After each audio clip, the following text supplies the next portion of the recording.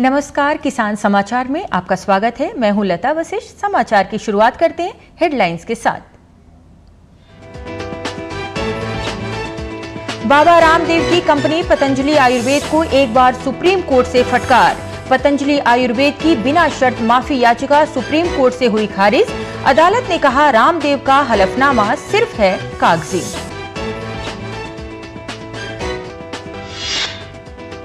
किसानों को नकली एवं भ्रामक विज्ञापनों से बचाने के लिए, साथ ही किसानों की फसलों को नकली खाद एवं बीज से कोई नुकसान ना हो, इसके लिए कृषि मंत्रालय ने जारी किए दिशा निर्देश। कृषि विभाग ने किसानों को कृषि आदान खरीदते समय आदान का पक्का बिल लेने की दी है सलाह।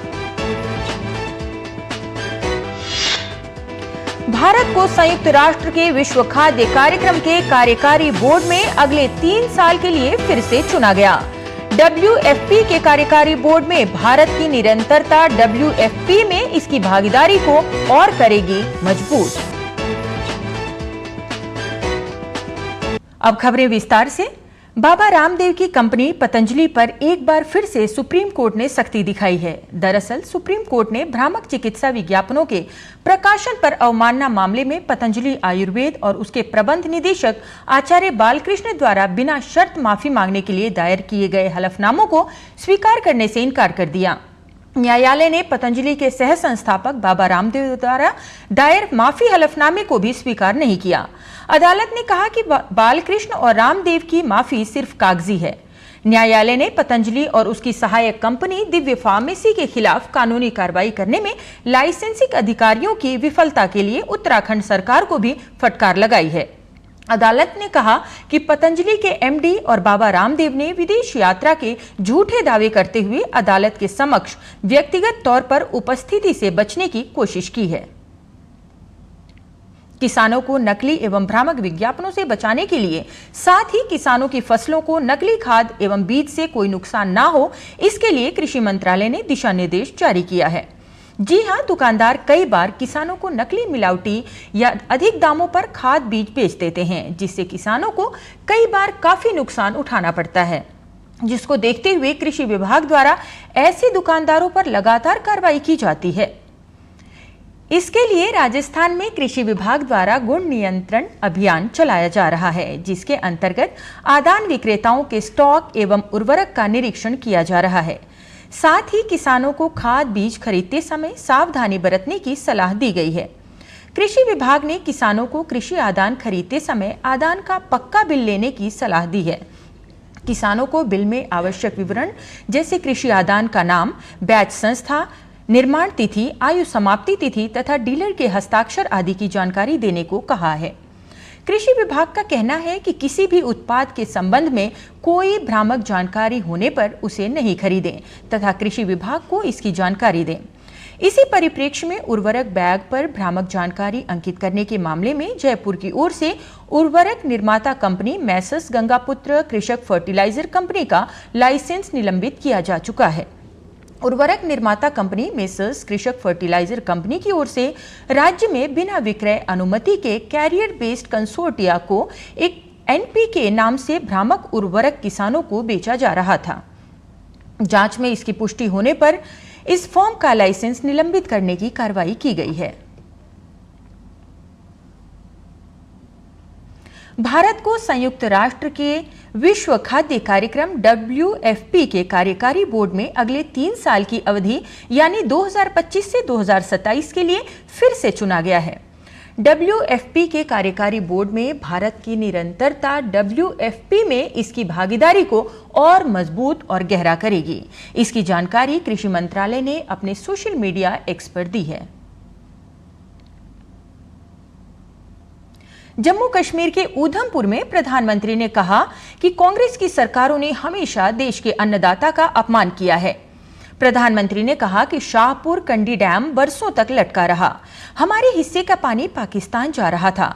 हमारी सरकार ने किसानों के हित के लिए न केवल काम किया बल्कि अपने किए वादे को पूरा किया है। कमजोर सरकारों ने शाहपुर कंडी डैम को कैसे दशकों तक लटकाए रखा, जम्मू के किसानों के खेत सूखे थे, गांव अंधेरे में थे, लेकिन हमारे हक का रावी का पानी पाकिस्तान जा रहा था। मोदी ने किसानों को गारंटी दी थी और इसे भी पूरा करके दिखाया है। कृषि मंत्रालय ने सोशल मीडिया एक्स पर किसानों के लिए राष्ट्रीय बागवानी मिशन पर जानकारी साझा की है, जिसमें बताया गया है कि राष्ट्रीय बागवानी मिशन का मुख्य उद्देश्य बागवानी उत्पादन को बढ़ावा देना, किसानों को आर्थिक दृष्टि से सशक्त करना और खाद्य सुरक्षा को सुनिश्चित करना है। इसके अंतर्गत फल, फूल, सब्जियों, मसालों आदि की खेती को बढ़ावा दिया जा सकता है। सरकार की इस योजना का मकसद है बागवानी उत्पादन में सुधार करना, पोषण सुरक्षा बढ़ाना और किसानों की आय दोगुनी करना। बागवानी के विकास के लिए चल रहे और नियोजित कई कार्यक्रमों के बीच अभिसरण स्थापित करना है। पारंपरिक और आधुनिक वैज्ञानिक ज्ञान के सहज मिश्रण के माध्यम से प्रौद्योगिकियों को बढ़ावा देना और विकसित करना है। गर्मी के मौसम में कैसे किचन गार्डन की सहायता से कम खर्च और कम मेहनत में आप प्राकृतिक सब्जियों का आनंद ले सकते हैं। गर्मियों का मौसम आ गया है, ऐसे में सेहतमंद रहना भी बेहद जरूरी है, जिसके लिए आपको ताज़ा फल सब्जियों का सेवन करना चाहिए। गर्मियों के टाइम पर खुद के किचन गार्डन में सब्जियां लगाना बहुत फायदेमंद हो सकता है। इससे आप अपने घर पर ही ताज़ा सब्जियां प्राप्त कर सकते हैं, जो न केवल स्वादिष्ट होती हैं बल्कि पोषक तत्वों का भी सही मात्रा मिलता है। किचन गार्डन के लिए हमेशा नेचुरल ब्रीडिंग वाले बीजों का इस्तेमाल करें, ना कि हाइब्रिड का। नेचुरल ब्रीडिंग वाले पौधों में फल और सब्जियां ज्यादा स्वादिष्ट होती हैं। सब्जियों में शुरू में आप पुदीना, धनिया, करी पत्ता, हरी मिर्च, लेमन ग्रास या अलग अलग तरह के साग उगा सकते हैं। इन्हें फलने फूलने के लिए ज्यादा धूप की जरूरत नहीं होती। टमाटर, खीरा, बैंगन और हरी मिर्च के अलावा भी बहुत सारी ऐसी सब्जियां हैं जिन्हें आप किचन गार्डन में लगा सकते हैं। इनमें भिंडी, पालक, धनिया, पुदीना आदि शामिल हैं। इन सभी सब्जियों को उगाने में अधिक मेहनत नहीं लगती है। आर्थिक प्रगति के इस रास्ते में देश के राज्यों का भी बड़ा योगदान है। एक रिपोर्ट के अनुसार भारत के कई राज्य आजादी के 100वें वर्ष में $1 ट्रिलियन की इकोनॉमी के लक्ष्य को हासिल कर लेंगे। देखिए ये रिपोर्ट।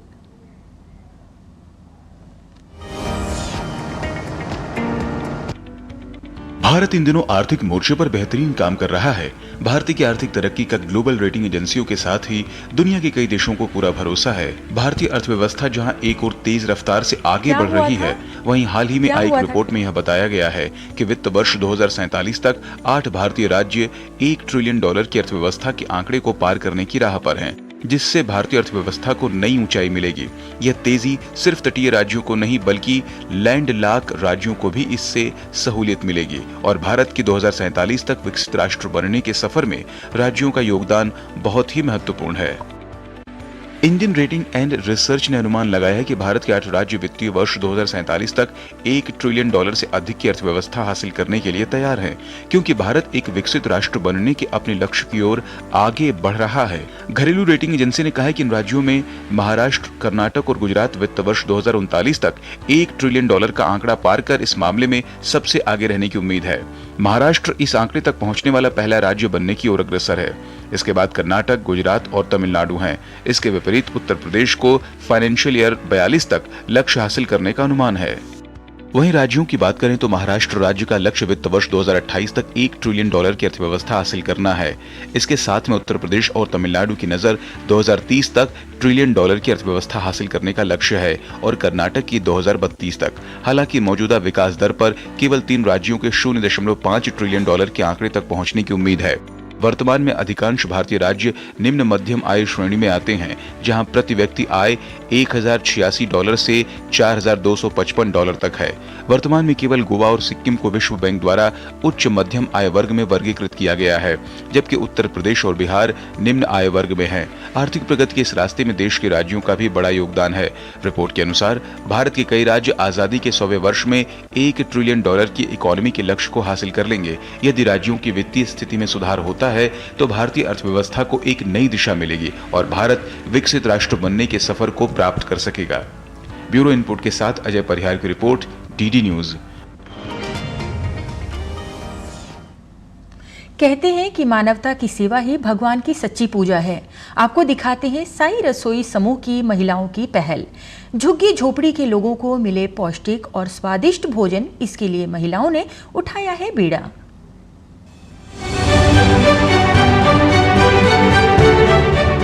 कहा जाता है कि इंसान का सबसे बड़ा धर्म है भूखे को खाना खिलाना और प्यासे को पानी पिलाना।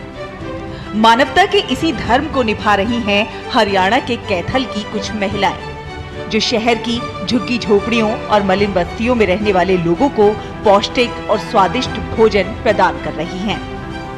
कैथल में इन महिलाओं ने अपनी रसोई को नाम दिया है साई रसोई। ये एक छोटी सी शुरुआत है, बाबा अपनी कृपा बनाए रखें, ऐसे ही हम खिलाएं। सबको खाता हुआ देख के बहुत अच्छा लगता है कि हमने जो जीवन हमारा है किसी के काम आ रहा है, किसी को 2 रोटी हम खिला रहे हैं, तो बहुत अच्छा लग रहा है। ये देखिए किस प्रकार साई समूह की श्रद्धालु महिलाएं अपने घरों से स्वादिष्ट भोजन बनाकर झुग्गी झोपड़ियों में ले जा रही हैं और लोगों को सर्व कर रही हैं। इन महिलाओं का मानना है कि इस प्रकार जरूरतमंदों को अपने हाथों से बनाया गया स्वादिष्ट भोजन खिलाकर उन्हें मानसिक संतुष्टि की अनुभूति होती है। साईं जी हमेशा यही शिक्षा देते थे कि भूखों को ही अन्न खिलाना है। इसे बच्चे जो छोटे छोटे खा रहे हैं उनको देख के हमें आत्मा को शांति मिलती है। हमने आगे भी इसी प्रेरणा से ही हम आगे चलते रहेंगे और ऐसे ही रसोई को अपना अग्रसर लेके जाएंगे। साईं की रसोई के इस कदम की शहर में लोगों द्वारा भूरी भूरी प्रशंसा हो रही है। कहते हैं कि साईं बाबा अपनी कुटिया में अपने हाथों से भोजन बनाकर लोगों को खिलाते थे। इसी से प्रेरित महिला समूह की प्रभारी प्रिया ठकराल ने कई अन्य महिलाओं सुषमा, गीता, अंजलि, वंदना, सारिका और शालू के साथ मिलकर भोजन कराने का ये अभियान चलाया है। साई रसोई समूह की सभी सदस्य महिलाएं हर वीरवार दोपहर को अपने घरों से चावल, रोटी, राजमा, चने, मिक्स वेज, खीर, हलवा और तरह तरह के स्वादिष्ट व्यंजन बनाकर लेकर आती हैं और जरूरतमंद लोगों को अपने परिवार के सदस्यों की तरह खाना परोसती हैं। अब साई की रसोई की कोशिश है कि हर दिन लोगों तक भरपेट भोजन पहुंचाया जाए। गुड न्यूज जज्बा इंडिया के लिए कैथल से नवीन मल्होत्रा की रिपोर्ट, डीडी न्यूज। और आइए अब जान लेते हैं मंडी भाव। कृषि उपज मंडियों में गुरुवार को मूंग की आवक सीमित देखने को मिली। गिनी चुनी मंडियों में ही मूंग बिकवाली के लिए पहुंची। हाजिर भाव पर नजर डालें तो एक मार्केट के मुताबिक 11 अप्रैल को राजस्थान की कोटा मंडी में मूंग का भाव रहा 7,932 रुपए, जबकि राज्य की ही मालपुरा मंडी में इस दौरान मूंग के सौदे 7,900 रुपए पर हुए। घरेलू स्तर पर इस साल कुल मूंग की पैदावार में कमी का अनुमान जताया गया है। कृषि मंत्रालय के दूसरे अग्रिम अनुमान के मुताबिक देश में साल 2023-24 के दौरान मूंग की पैदावार 15,60,000 टन होने की उम्मीद है, जो बीते साल की समान अवधि के दौरान 36,76,000 टन रही थी। वहीं बात कुल दलहन की करें तो घरेलू स्तर पर इस साल कुल दलहन की पैदावार में कमी देखने को मिल सकती है। कृषि मंत्रालय के दूसरे अग्रिम अनुमान के मुताबिक देश में साल 2023-24 के दौरान कुल दलहन की पैदावार 234.42 लाख टन होने की उम्मीद है, जबकि बीते साल इस दौरान कुल दलहन की उपज 260.58 लाख टन रही थी। प्रोटीन से भरपूर दालों के निर्यात की बात करें तो देश से होने वाले दालों के निर्यात में इस साल कुछ कमी देखने को मिली है। दलहन के निर्यात में चालू वित्त वर्ष के पहले 10 महीनों के दौरान पिछले वित्त वर्ष की समान अवधि की तुलना में घटा है। एपीडा के मुताबिक साल 2023-24 में अप्रैल से जनवरी महीने के दौरान कुल दलहन का निर्यात 4,56,435 टन का हुआ है, जबकि साल 2022-23 के दौरान दलहन का कुल निर्यात 5,39,454 टन का हुआ था। यानी इस साल कुल दलहन के निर्यात में करीब 83,000 टन की कमी देखने को मिली है।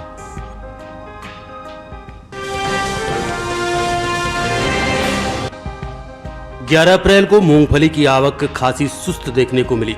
इस दिन इक्का दुक्का मंडियों में ही मूंगफली बिकवाली के लिए पहुंची। हाजिर भाव पर नजर डालें तो एक मार्कनेट के मुताबिक गुजरात की सोनगढ़ मंडी में गुरुवार को मूंगफली के सौदे 6,810 रुपए प्रति क्विंटल पर हुए। बता दें कि 29 फरवरी को कृषि एवं कल्याण मंत्रालय की ओर से साल 2023-24 के लिए प्रमुख खरीफ और रबी मौसम फसलों की पैदावार का दूसरा अग्रिम अनुमान जारी किया गया है। रबी और खरीफ तिलहन की उपज पर नजर डालें तो साल 2023-24 के दौरान खरीफ तिलहन की पैदावार 228.42 लाख मीट्रिक टन होने का अनुमान जताया गया है, जबकि रबी तिलहन की उपज साल 2023-24 में 137.56 लाख मीट्रिक टन हो सकती है। यानी साल 2023-24 के दौरान कुल तिलहन की पैदावार 365.98 लाख मीट्रिक टन होने का अनुमान है, जिसमें अरंडी भी शामिल है और इसका असर कुल तिलहनी फसलों जैसे मूंगफली, सोयाबीन, सरसों, तिल, अरंडी और सूरजमुखी के बाजार भाव पर पड़ता दिख सकता है। मूंगफली की पैदावार पर नजर डालें तो घरेलू स्तर पर इस साल रबी और खरीफ मूंगफली की पैदावार में कमी देखने को मिल सकती है। कृषि मंत्रालय के दूसरे अग्रिम अनुमान के मुताबिक साल 2023-24 के दौरान कुल मूंगफली की उपज 86.54 लाख टन होने का अनुमान जताया गया है, जबकि बीते साल की समान अवधि के दौरान कुल मूंगफली की पैदावार 102.97 लाख टन रही थी। यानी मूंगफली की उपज में साल 2023-24 के दौरान 16.43 लाख टन की कमी देखने को मिल सकती है, जिसका असर कृषि उपज मंडियों में मूंगफली के बाजार भाव पर पड़ सकता है। मूंगफली के निर्यात की बात करें तो एपीडा की ओर से हाल ही में जारी ताजा आंकड़ों के मुताबिक वित्त वर्ष 2023-24 के दौरान अप्रैल से जनवरी महीने के दौरान मूंगफली का निर्यात 5,38,000 टन के पार पहुंच गया, जबकि बीते साल इस दौरान मूंगफली का निर्यात 5,26,953 टन का रहा था।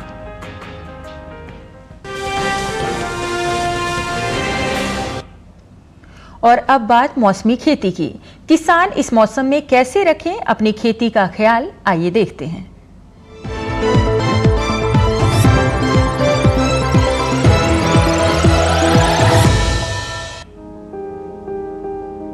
असम में केले की पौध लगाने का काम करते रहें। असम के पहाड़ी इलाकों में गर्मियों के मौसम में सब्जियां बोने का काम करें। वहीं यहां के किसान धान की अगेती किस्में, ग्रीष्मकालीन मूंग और उड़द की बुआई जारी रखें। असम के ब्रह्मपुत्र घाटी और उत्तरी मैदानी इलाके में अदरक और हल्दी की रोपाई का काम करें। वहीं असम के उत्तरी मैदानी इलाके में जूट और भिंडी की बुआई भी कर सकते हैं। मेघालय में मिर्च, बैगन, टमाटर, शिमला मिर्च की बुआई और रोपाई करना जारी रखें। मिजोरम के किसान धान की रोपाई करते रहें। मणिपुर में इन दिनों मसूर और सरसों की कटाई का काम करें। मणिपुर के किसान आलू की खुदाई भी कर सकते हैं। कद्दू वर्गीय सब्जियों की रोपाई करना भी इस समय उचित रहेगा। नागालैंड में मिर्च की रोपाई करें। यहाँ के किसान धान की नर्सरी भी बो सकते हैं। नागालैंड में मक्का और कंगनी की बुआई भी कर सकते हैं। यहाँ के किसान अदरक और आलू की भी रोपाई करते रहें।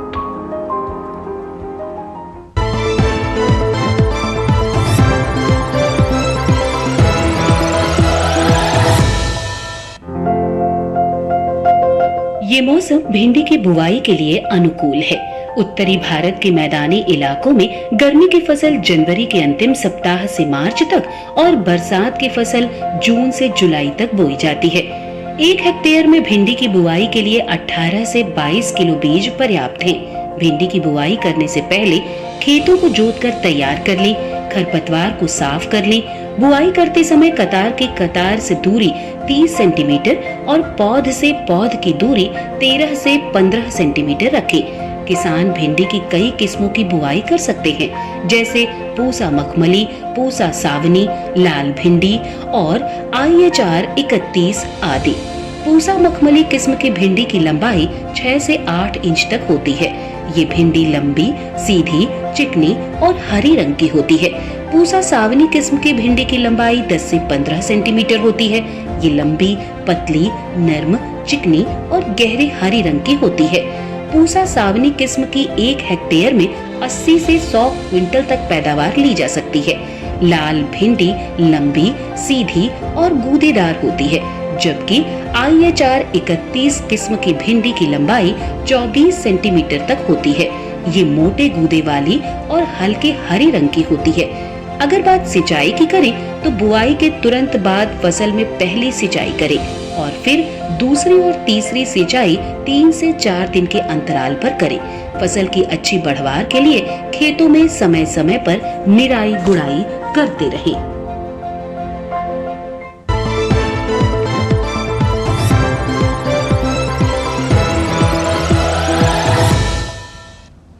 किसान समाचार में अब क्रम है कुछ और समाचारों का, तो आइए देख लेते हैं इन्हें खास खबरों के माध्यम से। इंडिया गठबंधन विकास और विरासत की विरोधी है। जम्मू कश्मीर के उधमपुर में प्रधानमंत्री ने चुनावी रैली के दौरान कहा कि देश के विपक्षी दल तुष्टीकरण की राजनीति से आगे मुगलिया सोच के साथ काम कर रहे हैं। रक्षा मंत्री राजनाथ सिंह ने पाकिस्तान को आतंकवाद पर चेतावनी देते हुए कहा है कि अगर वो आतंकवाद का सहारा लेकर भारत को अस्थिर करने की कोशिश करेगा तो उसे इसका खामियाजा भुगतना होगा। भाजपा नेता और उत्तर पूर्वी दिल्ली से मौजूदा सांसद मनोज तिवारी ने आम आदमी पार्टी पर करारा प्रहार किया है। मनोज तिवारी ने कहा कि सनसनी फैलाने के लिए आम आदमी पार्टी अनर्गल बातें कर रही है। निर्वाचन आयोग ने लोकसभा चुनाव के तीसरे चरण की अधिसूचना जारी कर दी है। इस चरण में 7 मई को मतदान होगा। तीसरे चरण में 12 राज्यों केंद्र शासित प्रदेशों में 94 संसदीय निर्वाचन क्षेत्रों के लिए वोटिंग होगी। तीसरे चरण के चुनाव के लिए सभी सीटों पर नामांकन की प्रक्रिया शुरू हो गई है। लोकसभा चुनाव के लिए बसपा ने उम्मीदवारों की चौथी सूची जारी की है। आजमगढ़ संसदीय क्षेत्र से भीम राजभर, घोसी से बालकृष्ण चौहान, एटा से मोहम्मद इरफान, गोरखपुर से जावेद सिमनानी को प्रत्याशी बनाया गया है। चुनाव आयोग ने कहा है कि लोकतंत्र में सबसे आगे महिलाएं हैं।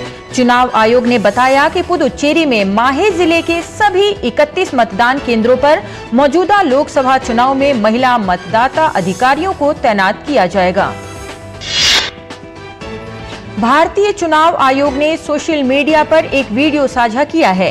दरअसल एक अनूठी मतदाता जागरूकता पहल में चेन्नई में स्कूबा गोताखोरों ने समुद्र में गोता लगाते हुए नीलांकरई में 60 फीट पानी के अंदर मतदान प्रक्रिया को अंजाम दिया है।